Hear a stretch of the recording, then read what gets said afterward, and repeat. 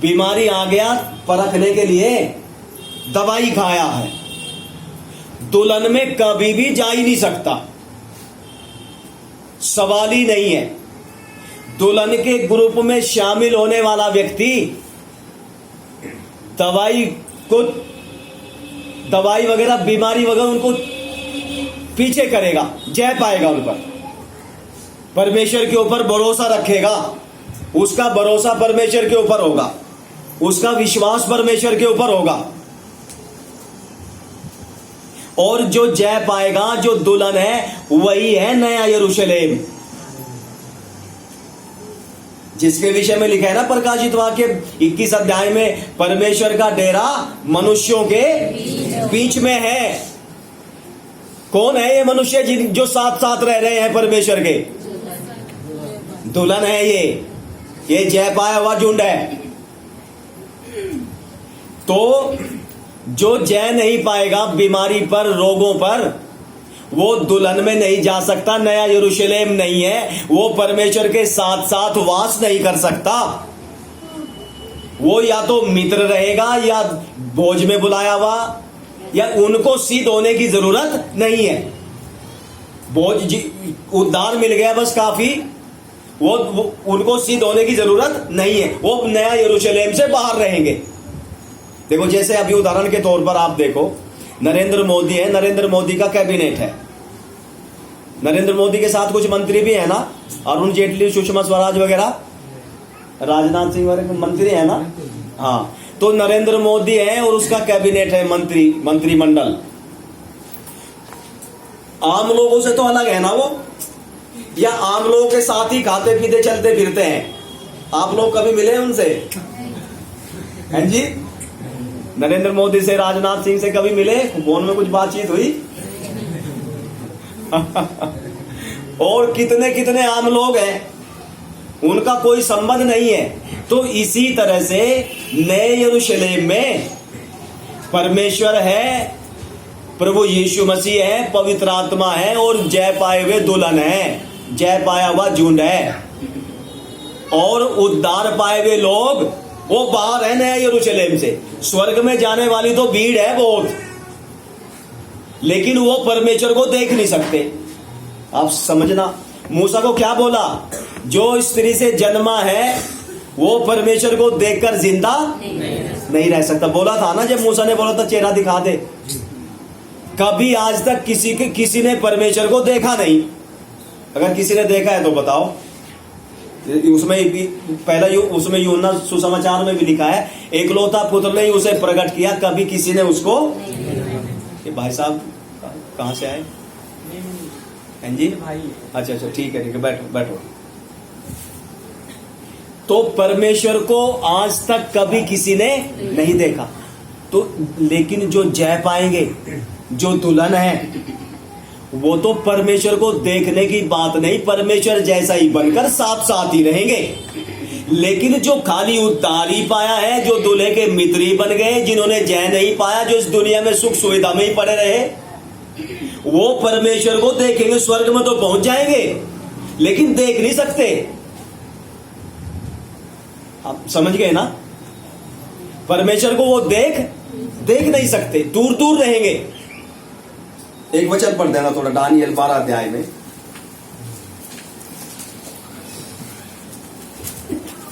Daniel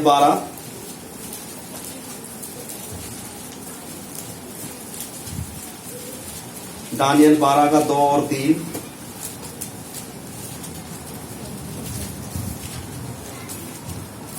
Daniel 12 का 1 से 3 तक।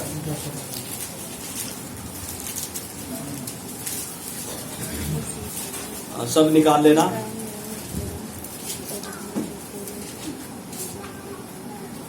दानियल 12 का 1 से 3 तक। उसी समय मिकाएल नामक बड़ा प्रधान, जो तेरे जाति भाइयों का पक्ष करने को खड़ा रहता है, वह उठेगा। तब ऐसे संकट का समय होगा जैसा किसी जाति के उत्पन्न होने के समय से लेकर अब तक कभी न हुआ होगा। परंतु उस समय तेरे लोगों में से जितनों के नाम परमेश्वर की पुस्तक में लिखे हुए हैं, वे बच निकलेंगे। जो भूमि के नीचे सोए रहेंगे उनमें से बहुत से लोग जाग उठेंगे, कितने तो सदा के जीवन के लिए और कितने अपनी नामधराई और सदा तक अत्यंत घिनौने ठहरने के लिए। तब सिखाने वालों की चमक आकाश मंडल की सी होगी, और जो बहुतों को धर्मी बनाते हैं वे सर्वदा तारों के समान प्रकाशमान रहेंगे। हाँ, दो सब मिल करके पढ़ेंगे। जो भूमि के नीचे सोए रहेंगे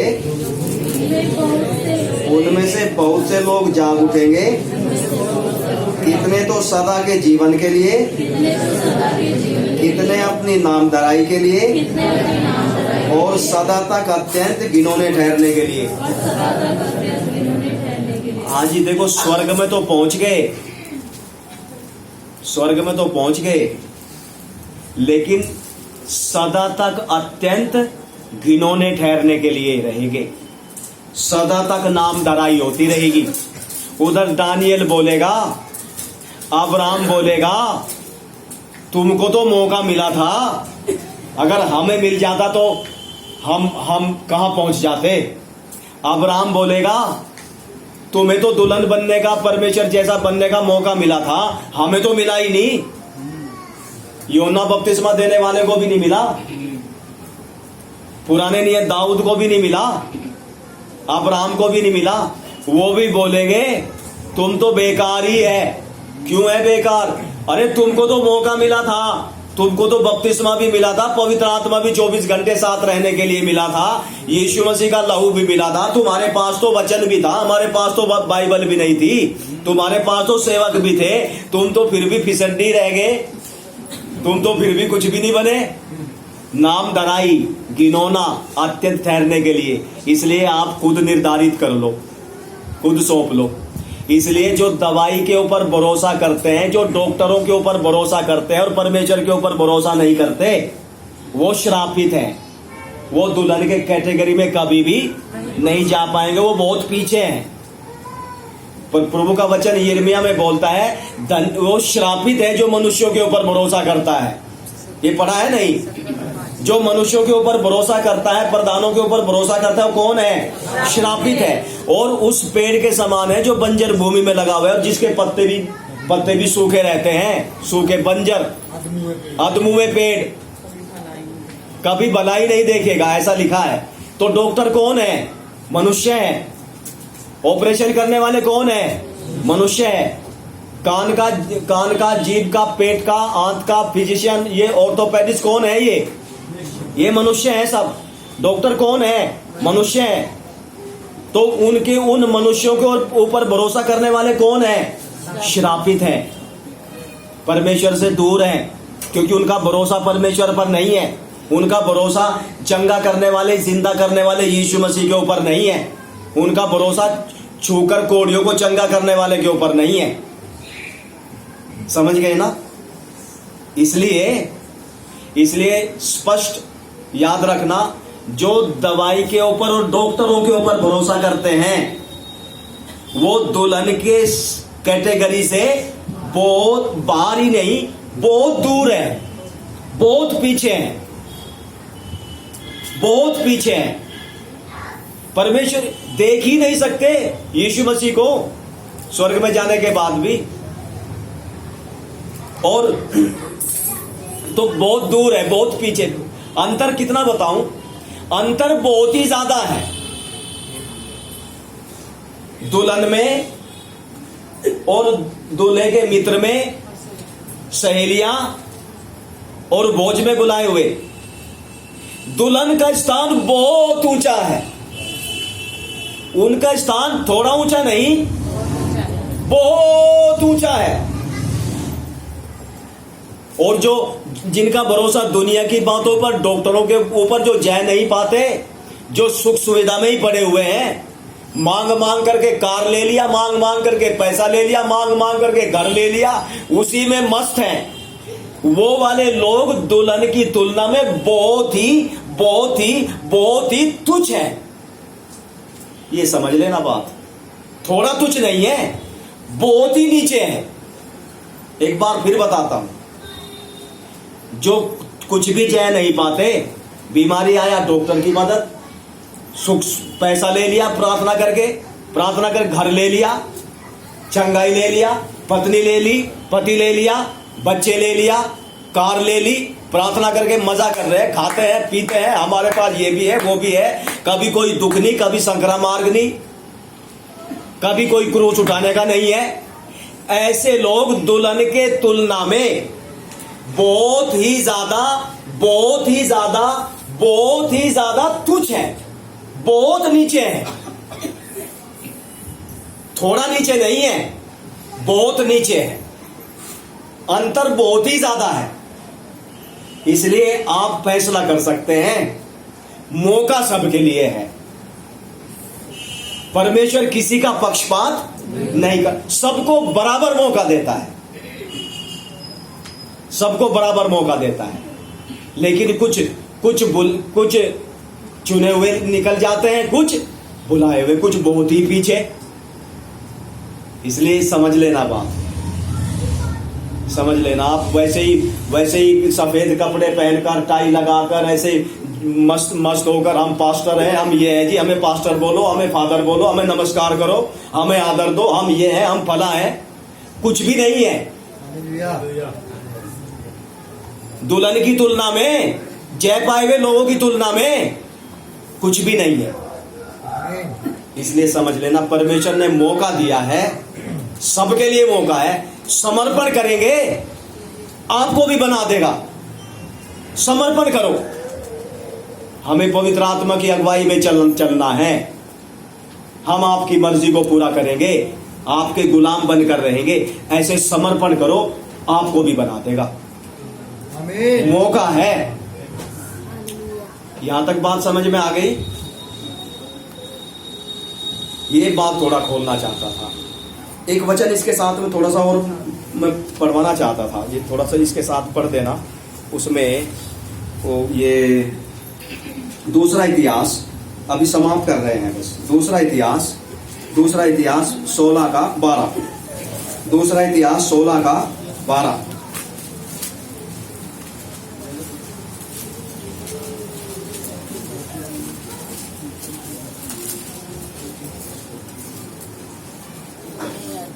हाँ जी, हाँ।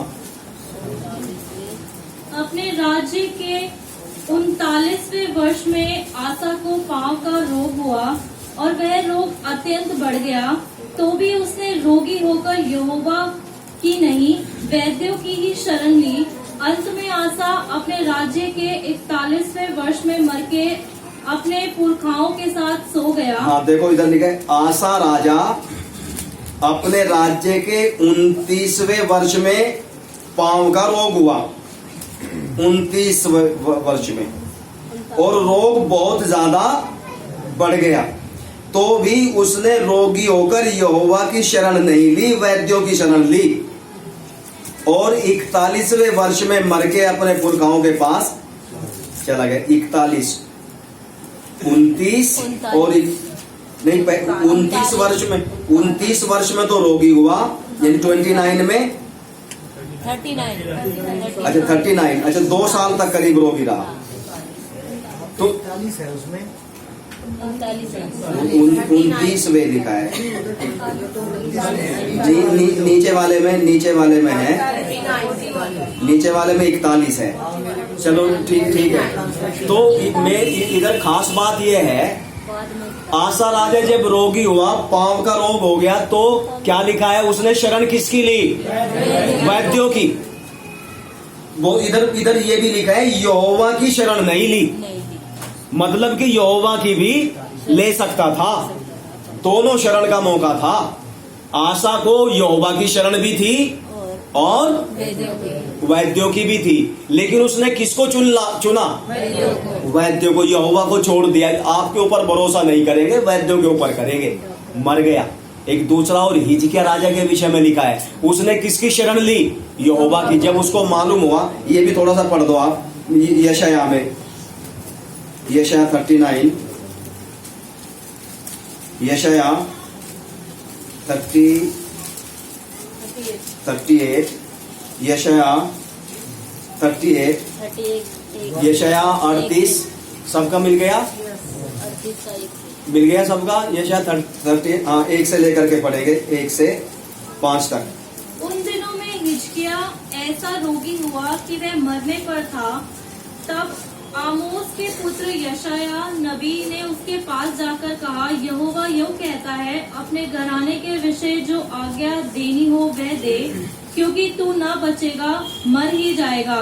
तब हिजकिय्याह ने दीवार की ओर मुंह फेरकर यहोवा से प्रार्थना करके कहा, हे यहोवा, मैं विनती करता हूँ, स्मरण कर कि मैं सच्चाई और खरे मन से अपने को तेरे सम्मुख जानकर चलता आया हूँ, और जो तेरी दृष्टि में उचित था वही करता आया हूँ। और हिजकिय्याह बिलक बिलक कर रोने लगा। तब यहोवा का यह वचन यशायाह के पास पहुँचा, जाकर हिजकिय्याह से कह कि तेरे मूल पुरुष दाऊद का परमेश्वर यहोवा यूं कहता है, मैंने तेरी प्रार्थना सुनी और तेरे आंसू देखे हैं। सुन, मैं तेरी आयु 15 वर्ष और बढ़ा दूंगा। हाँ, आयु कितने वर्ष बढ़ा दूंगा? यशायाह भविष्यद्वक्ता ने जाकर बोला, हिजकिय्याह तू बचेगा नहीं, मर जाएगा। हिजकिय्याह ने क्या किया? यहोवा की शरण ले लिया, यहोवा पर भरोसा किया, बिलक बिलक कर भीत की ओर मुंह करके रोता रहा। और परमेश्वर बोलता है, तेरे आंसुओं को मैंने देख लिया, तेरी प्रार्थना सुन लिया, तेरी उम्र को मैं और 15 साल 15 वर्ष बढ़ा दिया। तो आसा राजा में और हिजकिय्याह में भी देखो कितना अंतर है। हिजकिय्याह राजा ने किसकी शरण ली, किस पर भरोसा किया? यहोवा परमेश्वर पर। आसा राजा ने किस पर भरोसा किया? डॉक्टरों के ऊपर। तो हमारे लिए भी मौका है, हम डॉक्टरों के ऊपर भी भरोसा कर सकते हैं और परमेश्वर के ऊपर भी भरोसा कर सकते हैं। मैं तो परमेश्वर के ऊपर भरोसा करके चलता हूं प्रभु की कृपा से। मैं तो ये आप लोगों को सलाह देता हूं, आप भी परमेश्वर के ऊपर भरोसा करते हुए जीवन जिए। ऊंचे स्थान में परमेश्वर आप लोगों को लेकर जाएगा, दुल्हन के कैटेगरी में, जय पाए हुए झुंड में, राजाओं के झुंड में। तो समझ लेना, परमेश्वर के वचन में स्पष्ट लिखा है, कई सारे झुंड है, नेवतारियों का, दूल्हे के मित्र का, दुल्हन की सहेलियों का, दुल्हन का। तो आप प्रार्थना करो, प्रभु हमें तो दुल्हन के ही झुंड में जाने के लिए कृपा दे दो। अभी प्रार्थना करेंगे थोड़ी देर प्रार्थना में समय बिताएंगे। Hallelujah, hallelujah, hallelujah,